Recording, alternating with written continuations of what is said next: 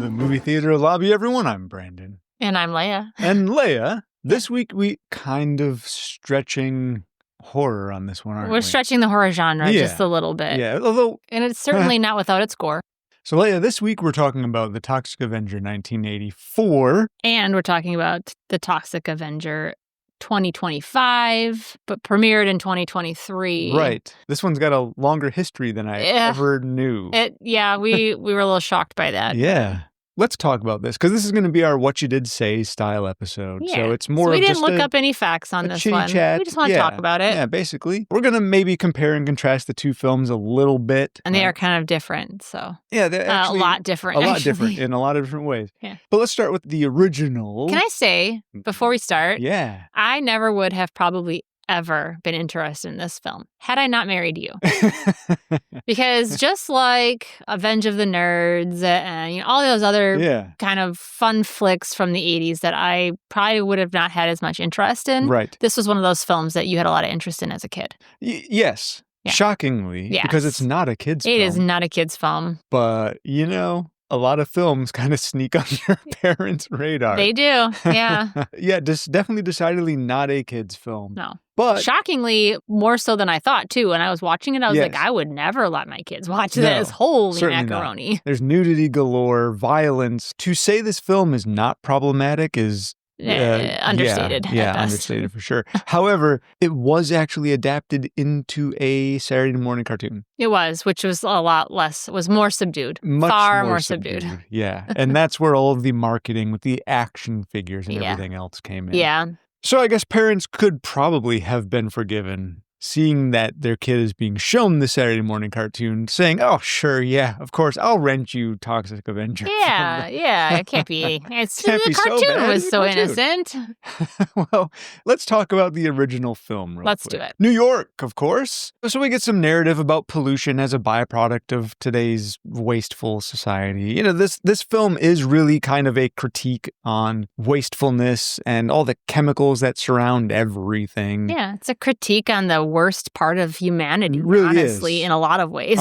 Our nature of consumption and cruelty, our violence, non-care for our neighbors. Mm-hmm. It talks about millions of gallons of poisonous waste and garbage and radioactive chemicals. They all get disposed of in a small town called Tromaville, the toxic chemical capital of the world. I don't think that's a boast. It really isn't, but it is on their population sign. If I saw that, I'd been like, let's go to a different town. Apparently, the 15,000 people that live there are quite proud of this fact. Okay, great. We see the Tromaville Health Club. Mm-hmm.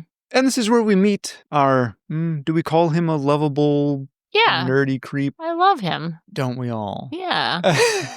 He is very much a creep. Yeah. I mean, it makes sense that the bullies in the film are very creeped out by him because he is a creepy fellow. Doesn't deserve the bullshit that was handed him. No, he doesn't. But he is a creepy guy. Yeah. We meet Melvin Ferd, the janitor of this health club. And we get a 80s montage because the 80s loved their montages. Dude, this montage went on forever. Oh, it did. It really did. And it featured... And then it stopped, and then I thought it was done. Right. And then it started back up again. Yeah. I was like, hold on, it's not done. No, it's the 80s. Okay. Montages really never long. ended in the 80s. In fact, there's still montages going today from the 80s. But of course, this montage featured high-haired hotties and sexy, sweaty studs. But as Melvin mops his health club floors, we meet Bozo and Julie and Slug and Wanda. Mm-hmm. They're kind of our primary antagonists. Yeah. At least for the they're beginning evil. of the film. Yeah. Pure evil. They're just bad people. And bad apples, you could say? Sort of, yeah. Mm-hmm. Yeah. Although I imagine that the apples in Tromaville just radiate. We're bad either way. Green. They pick on Melvin a lot. Melvin can't keep his eyes off of the girls, and it's not really a reason for them to give him all the shit that they give him, but a little respect, Melvin. Yeah. Come on, be a nice guy. Don't have to oogle everybody that you see. Just because someone's wearing a bikini doesn't mean they deserve to be oogled, right? Right. They hate Melvin. He's a nerd. He's puny. He's gross. Yeah. Doesn't have the chiseled jaw and the physique. Yeah. And he carries his mop literally everywhere. In fact, it's like his blanket. He dips it into the hot tub that they are relaxing in, which further enrages and stresses out Bozo. That's a big point. I'm getting stressed out, Julie! Bozo doesn't like to be stressed out, and Julie doesn't like Bozo being stressed out. Yeah. So after some locker room lust, Leia, that's our first titty scene in the film. Yeah, it is a titty scene, for sure. We find out that Bozo and Slug have a hobby? Secret. Yes, a hobby. Let's call it that, because that's a very good descriptor. They have a hobby. Without anyone knowing it, they are the hit-and-run killers. They're serial killers. They are. They genuinely are. They're literally. Yes.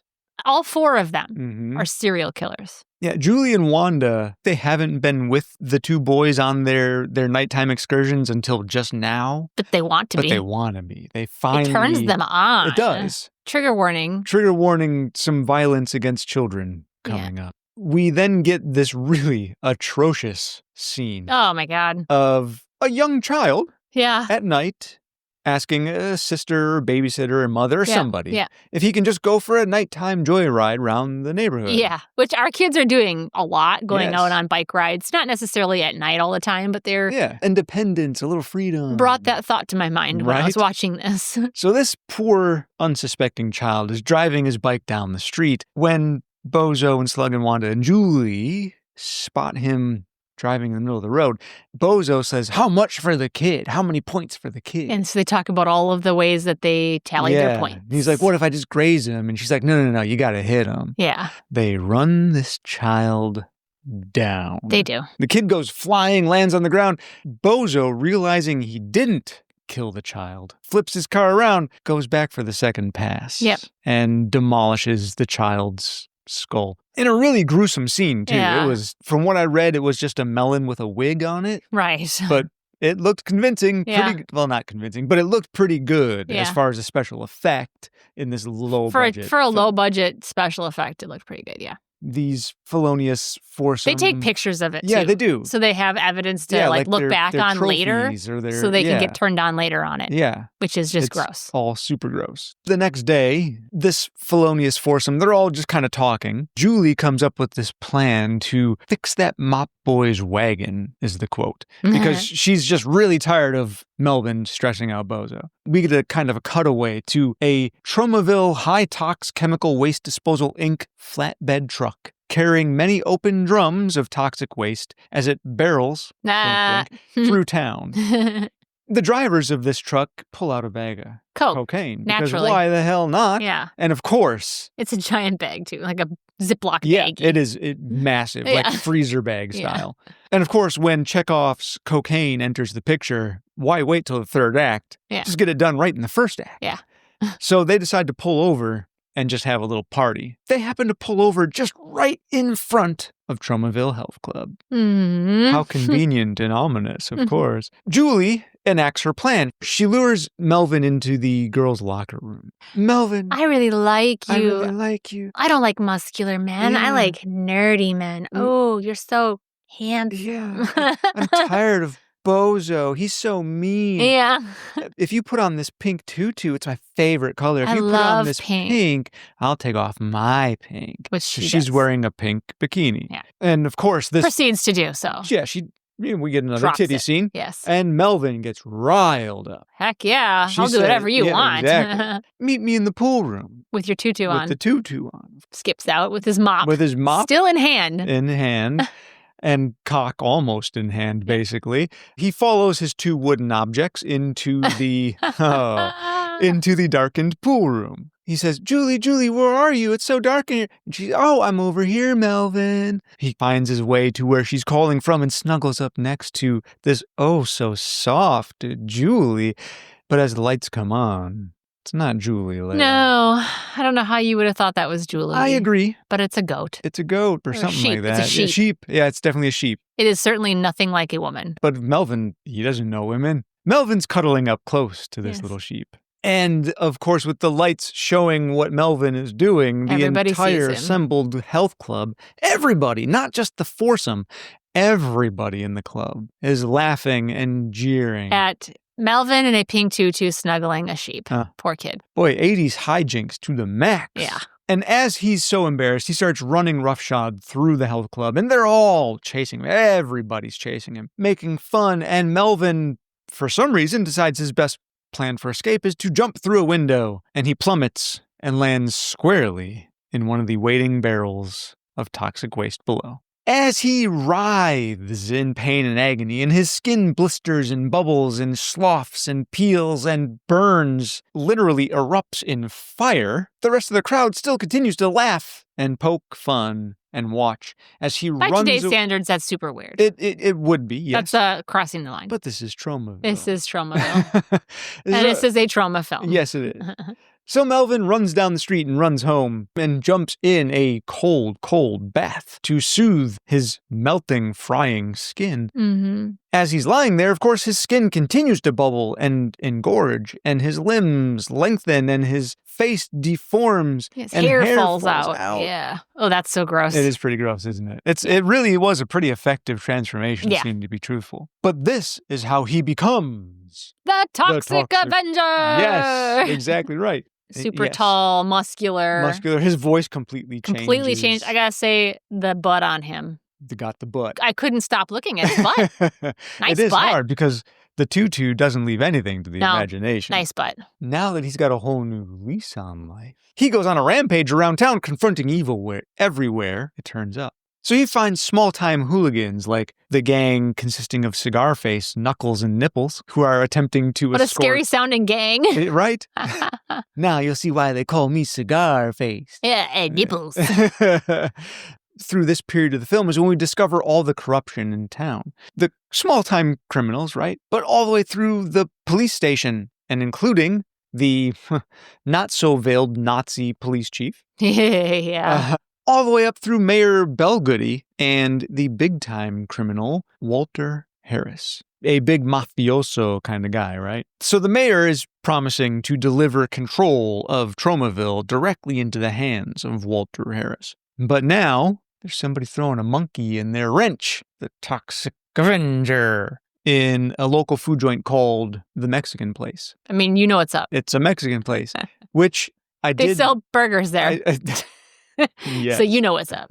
In this Mexican place, a group of thugs comes in because there's thugs everywhere in this town, led by Leroy with Rico and Frank close at hand. They take everybody in the place hostage as they rob the place. For some reason, really pick on the one blind girl. Because she's pretty. She is very pretty. And she can't see. Yes. Trigger warning, if you don't like violence against animals, probably a bad scene for you. Yeah. It's a little shocking. They shoot her dog. Mm-hmm. So her seeing eye dog. Yeah. That was the most complained about scene to trauma films. People don't like to see dogs get shot. Stop hurting dogs. Yeah, man. That's Stop it. It's bad taste. It's not cool. But that one horrible act is followed up by another, as Leroy says, I've never cornholed me a blind woman before. Yeah, what the fuck? And proceeds to sexually assault this blind woman. Yeah. And just because there's no penetration that happens doesn't mean it's not sexual assault, Leia. No. He's a disgusting human jackass. Yes. Fortunately, before the penetration can occur, but unfortunately, after the trauma has already begun, Melvin, our Toxic Avenger, shows up. To save the day.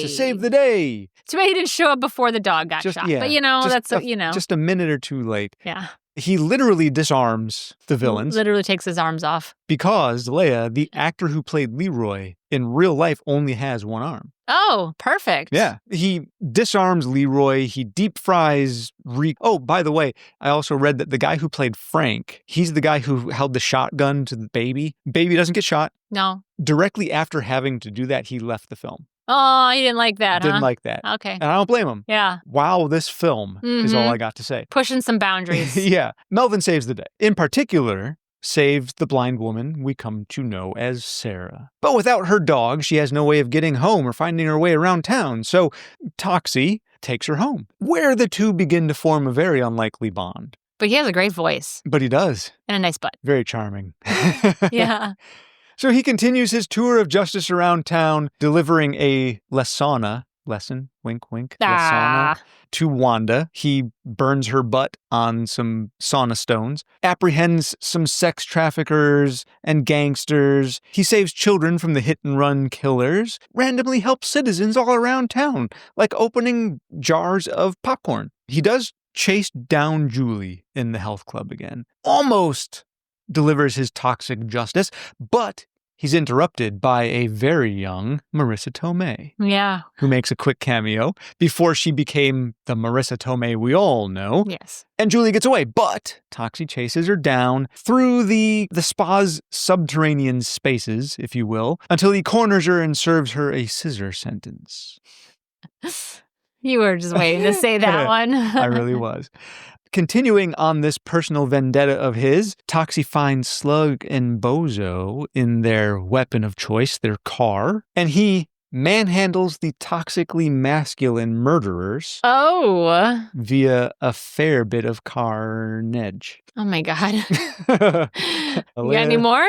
Maybe. Let's see what I can do with just a few sentences left. Fed up with his fledgling criminal empire crumbling around him, as his impotent attempt to please Mr. Harris, the mayor does his best to manipulate public sentiment against the toxic monster, but the civilians rally to the hero's side and leave the gutsy Belle Goody to the mercy of Toxie. Oh my goodness. Because he pulls the guts out. The guts right? out, yeah.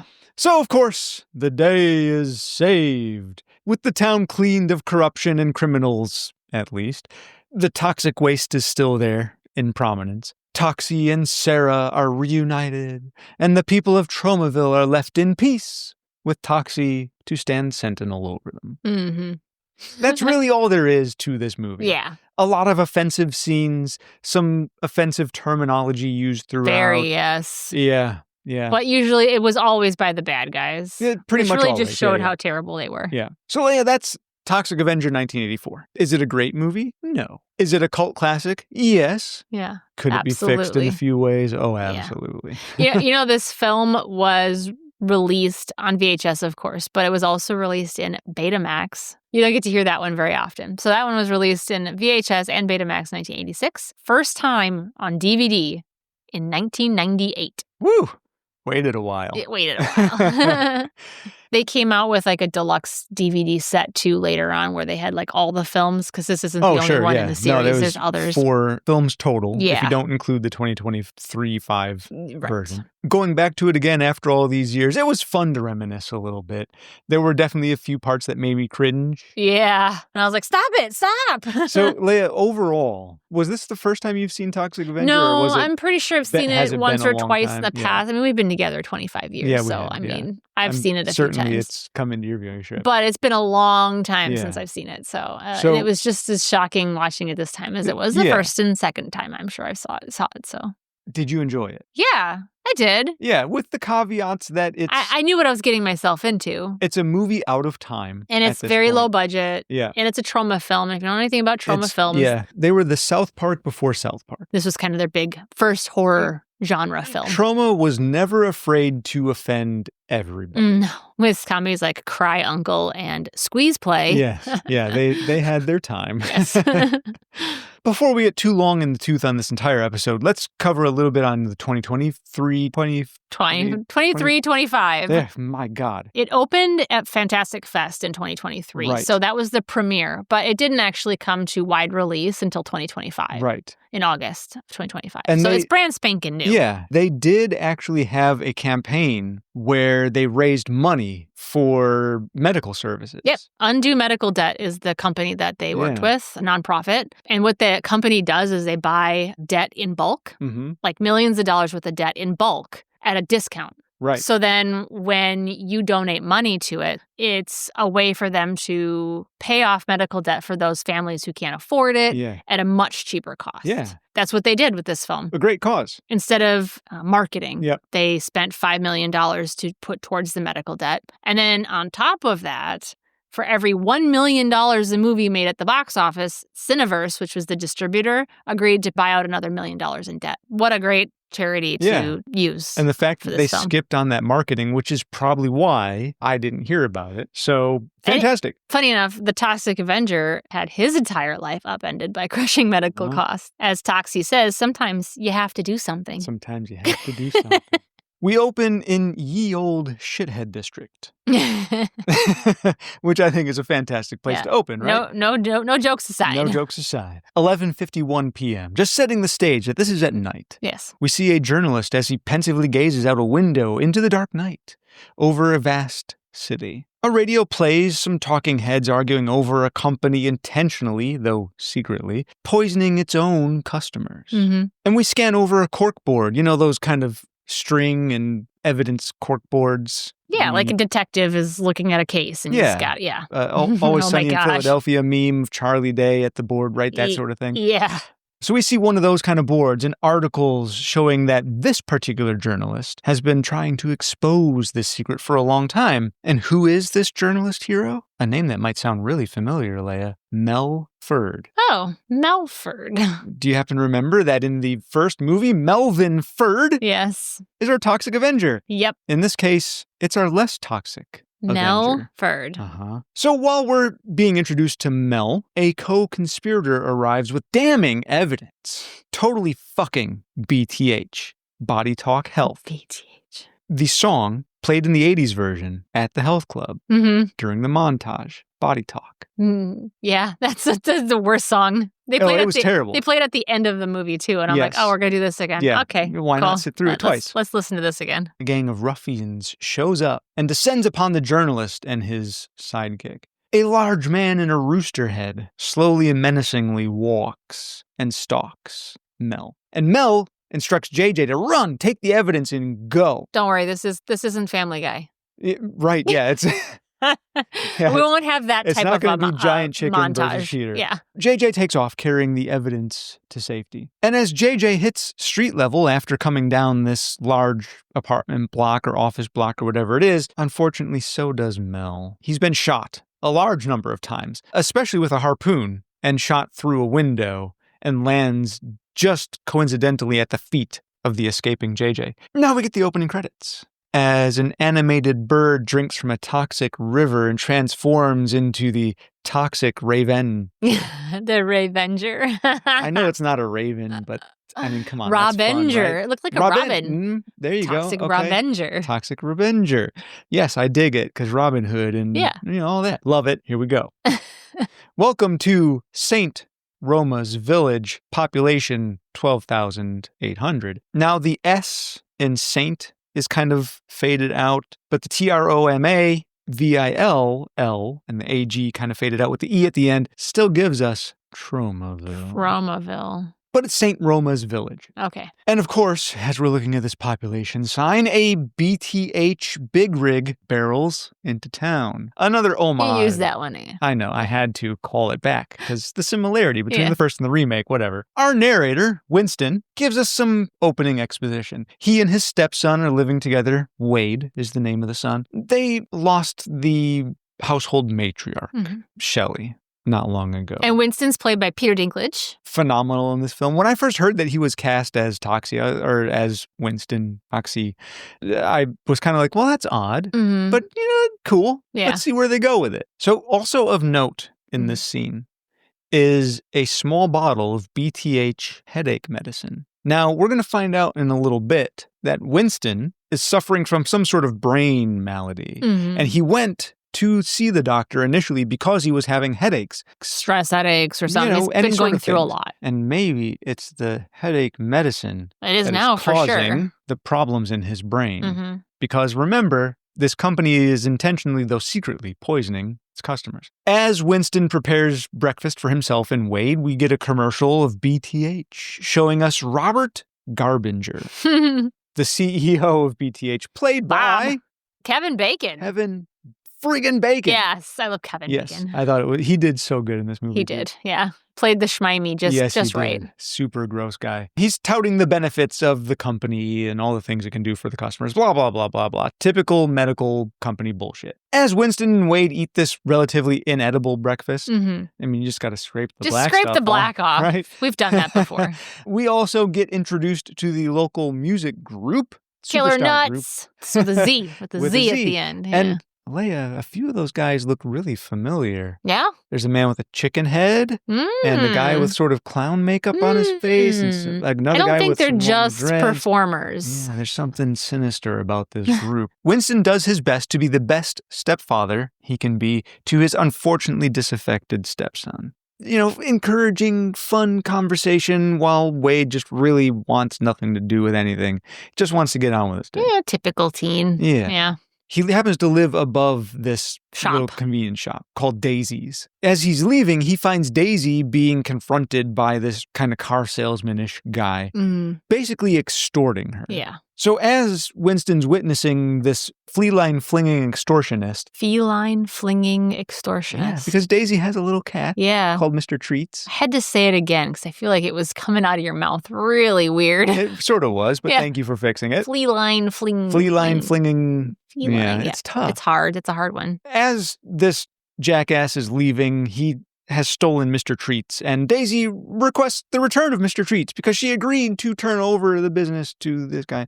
He throws the cat out the car window, and Winston, doing the only thing he really can do, he picks up Mr. Treats out of the road before it's hit by a car. No animal violence in this one. Winston and Wade go about their day, and you get to hear about this performance that Wade is planning on putting on at school a little later in the day. Stepdad's trying his hardest to be supportive. Because Wade's mother was a performer. Yeah. So he's like, a musician. Performance is in your blood. You've got this, kid. I believe in you. Yeah. Proud of you. And Winston goes to work. It turns out he works as a janitor at BTH. And he happens to work at BTH's flagship factory, otherwise known as the Corporate Fartplex. The fuck? I don't know.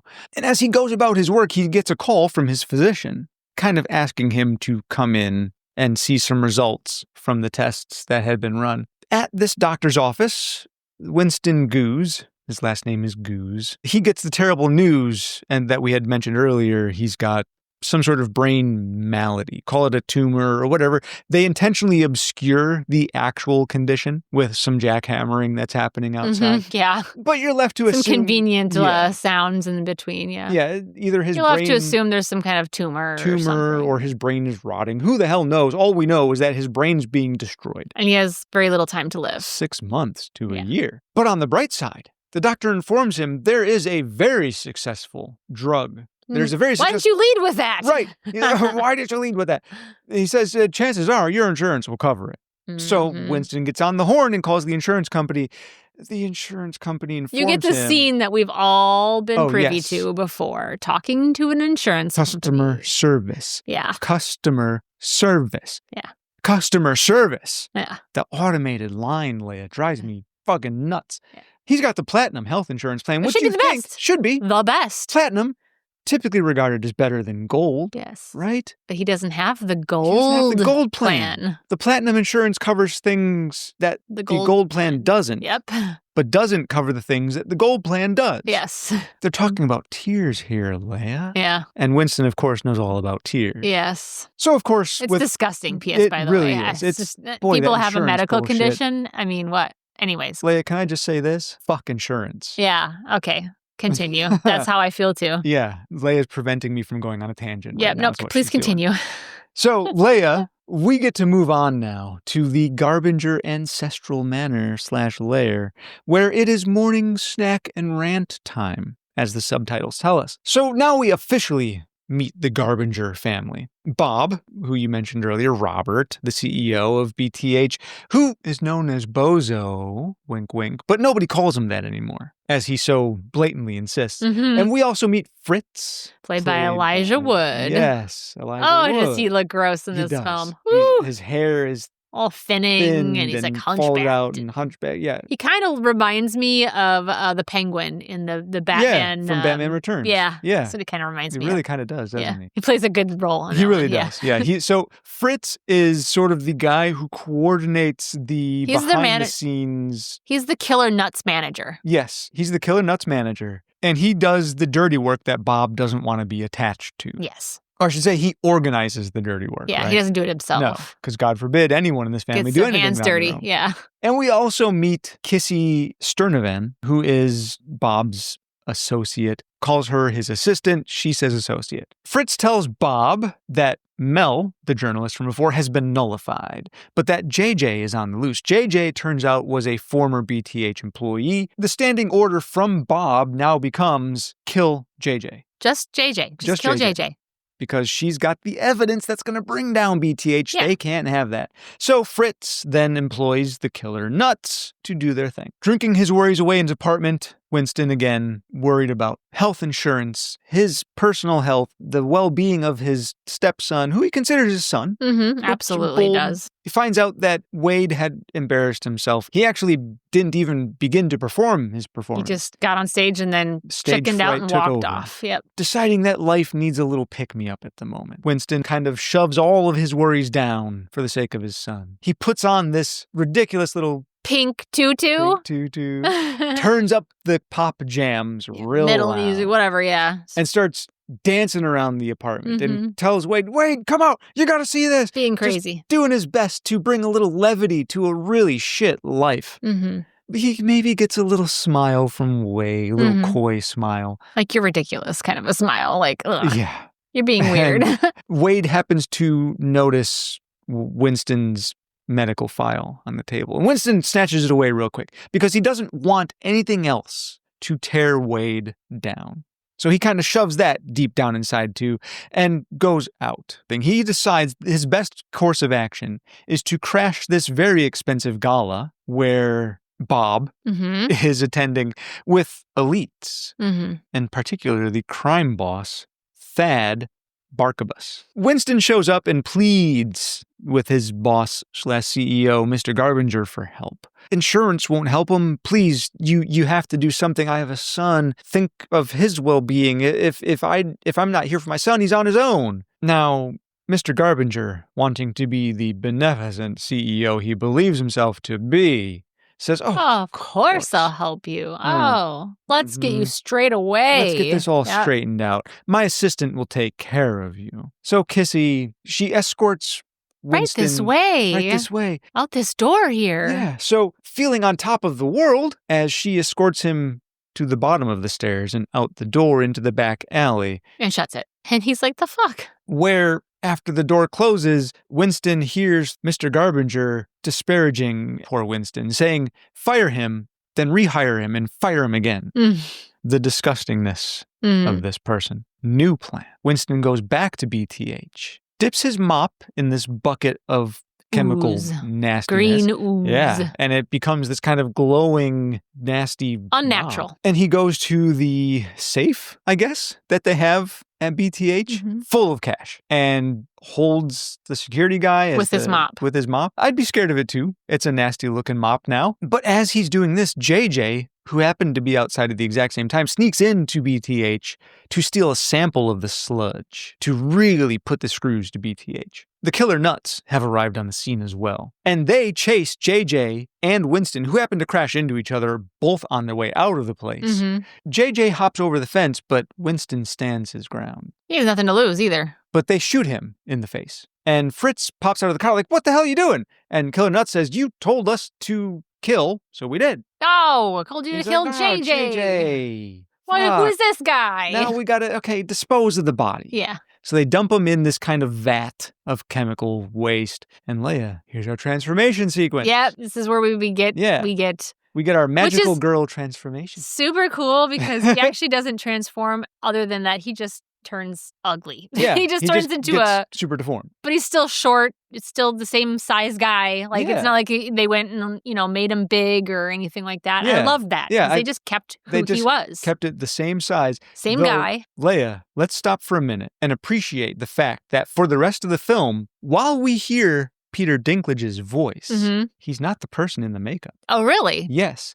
It is another extremely talented individual named Luisa Guerrero. Okay. She is Toxie. You would never know it because she does an amazing fucking job. Yeah. I don't research these films. So, like, I usually just come into them trying to, like, just chat about them. I did not know that. I watched an interview where Macon Blair had talked about it, the director, writer of this film. But yeah, I thought that was awesome. Bully. Super cool. Because this was super good. Boy, the versatility and the dexterity that she had in that outfit and all that makeup, incredible. And the lip syncing. Yeah. Between the voice and her lips. Yeah. She did a phenomenal job. Yeah. And the fact that you would never know it's her unless maybe she shows up in the credits. I bet she shows up in the credits. Probably, yeah. But you would never know it otherwise because she did such an amazing job and she deserves the recognition. Yeah. Toxie, all deformed and unfortunately estranged from his stepson because his stepson doesn't recognize him now, obviously. Yeah. Why would this happen? Well, and just like the 1984 film, Winston comes back home and his son doesn't recognize him. Yeah. And meets a homeless guy. He does meet a wise old homeless man. At least he seems wise. Right. Yeah, he seems wise. That's the kicker there. Yeah. Again, like Melvin did in the first film, goes on this sort of town-wide rampage of justice. Yeah. So this new power. Yeah. The first victim of this Toxic justice is Spencer, the guy who was extorting Daisy earlier. What is a Toxic Avenger film if there's no arm ripped off? Yeah. So you gotta have at least one of those. Spencer gets his arm ripped off. Yeah. Very easily, too. Really quite easily. Just goes to show how strong he is. Yeah. Directly after that, Toxie runs off because now a crowd of people have noticed what's happening there. And they see this monster tearing this arm off this man. Of course, they're going to chase him down. So they do so. He runs to the outskirts of town. That's where he meets the wise old hobo. Yep. What's his name? Guthrie Stockins. That's his name. Phenomenal. I love that name. It really kind of hits me in the I don't know. satisfying bone. Okay. Oh, whoa. That sounded bad, didn't it? Satisfying yeah, that bone? does sound really bad. Euphemism? I would, let's take that out. Take that out? It really hits you in the... Satisfying bone. Nope. Oh, damn it. I did it again. Let's just say I like that name. Here we go. Okay. We get another scene that's very reminiscent of the first movie because now we are in a restaurant called Miss Meat. And it's being held up, not like picked up, but held up as in crime, by a trio of ruffians. Of miscreants. Miscreants who are on a political mission, more or less. They do not like the fact that Miss Meat has changed their mascot. Sounds like a Cracker Barrel thing. Cracker Barrel or Aunt Jemima or any other thing that a bunch of snowflake Republicans got really upset about just because a mascot gets changed. Yeah. It used to be Mr. Meat. Oh. And now it's Miss Meat. Oh, no. Oh, damn. God forbid that a company change its image. Yeah. As the hostage negotiator even says, it's still the same tasty food, right? What's it fucking matter? Right? Stop getting mad about stupid shit. Anyway. We've derailed. Yes. It happened. It happens. So at this, Toxie takes action.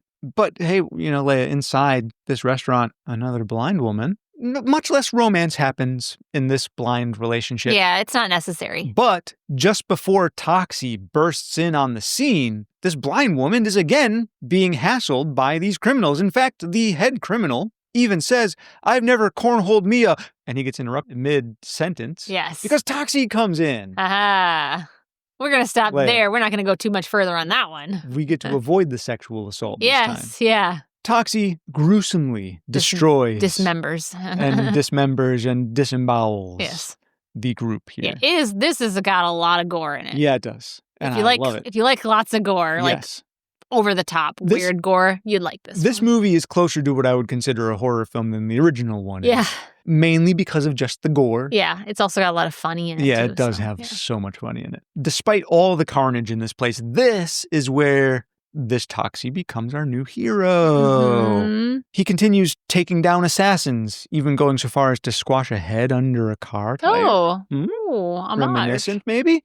But in a better way, because he's doing the killing. Took down the criminal. Yes. But through all of this toxic justice, Toxie finds that JJ is unconscious and Wade has been kidnapped. So we did jump forward a lot, because it's just a bunch of criminals being apprehended. We inserted our own montage here. Yes. Okay. Not one to sit on his laurels for too long. Toxie heads to the local performance being put on by the Killer Nuts. Toxie arrives and takes a mic and begins an impromptu rendition of Overkill by Motorhead, which is appropriate because that's about to happen to all of these people. They're about to be overkilled. It is a over-the-top good scene. It is. It's super cool. I like it. And this scene ends with us finally seeing what's under that chicken mask. Oh my gosh, so gross. And then she's like gagging. Yeah, JJ is there. That scene is so funny. JJ helped Toxie with this whole plan. Yeah.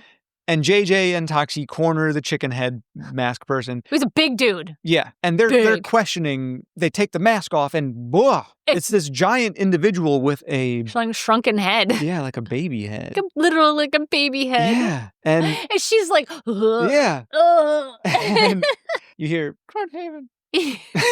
And they're like, what? Crudhaven. Crudhaven, or the subtitle we end up seeing is The Hellscape, formerly Sea-Splosion Water Park and Tiny Golf. Okay. That's where they go, because that's where Wade's been taken. So, as they arrive and begin their assault on this Crudhaven complex, JJ and Toxie are rendered unconscious by some gas from this statue. That's just randomly. Leia, if you had a compound, would you just randomly put gas in random statues in your yard? If I was a bad guy, absolutely I would. Yeah, yeah. Dr. Evil would have done it. It's true. He would have put laser beams on things. Volcano lair. Yeah, exactly. With magma. Yeah. So, when they both arrive to consciousness again, they find themselves locked up in this kind of basement-y little room. Titanium chains, I believe is what Bob calls them. And they take a sample from Toxie because Bob has seen what's become of Toxie. He's become strong. He's become powerful. He wants a little taste of that for himself. Yeah, he does. Maybe not to deform, but the power. Yeah. So Bob tasks his scientists with developing a new power formula. While they're doing that, Toxie remembers, hey, in an earlier montage, I happened to piss on this chimney and melt it with my toxic urine. Yeah. I've got an idea. Rather genius. I'm going to whip my dick out. And she's like, what? And piss on my face. Yeah. To melt these bonds, which he does. Yeah, absolutely. It works. And now freed, he says, oh, my hands are free. I'll have better aim this time. Oh, JJ. JJ says, no, please, no. No. You got to get out, She got right? free, so you can surmise what happened. Yeah. So while this is happening, Bob is up in his sort of living room-ish where Thad is waiting in the low light on the couch, disapproving of all the failure that Bob has done in town, not being able to control this toxic menace, and demands better results, insinuating, sorry, Bob, you're done here, man. We're going to kill you. Bob says, hey, can I just have one last drink, one more for the road? And he's been carrying this sample that his scientists have developed, and he drinks it down, and he drank way too much. Yes. So he becomes a new monster, a new toxic monster, and he kills Thad. Freed from their bonds, JJ and Toxie go to rescue Wade. And as they descend upon the shack where Wade has been held, explosion! Wade is dead. Utterly distraught, Toxie sees Bob arrive in his transformed form. Too many babies, baby. And a showdown begins. He's pissed. As the battle rages, JJ is now fighting a semi-transformed version of Kissy while Kissy's like, oh, you didn't save anything for me. So she's like licking the bottle. Just a little. And that little bit turned her into kind of a weird. Romeo and Juliet. Yeah. Or Tromeo and Juliet. Tromeo and Juliet. Do you remember the Tromeo and Juliet movie? Yeah. That's Troma. Yeah. Anyway, the dual showdown happens. Kissy gets knocked out with a toilet. And Toxie bests Bob, and he's pummeling the shit out of him when all of a sudden, here comes Fritz with Wade. Fritz is actually a bad guy, but not that bad. Not that bad. He won't kill children. He's got limits. He's got a set of rules. Yeah. At least one rule. Yeah. Don't kill the kids. We don't kill kids. Yeah. He ended up saving Wade at the very last minute before the shack exploded, brings him to Toxie, and Wade says, Dad, stop. Don't kill Bob. You're not a killer. And Toxie kind of looks at him like, oh, shit. And Fritz even kind of I won't say what you cringes the Rodney Dangerfield at his necktie.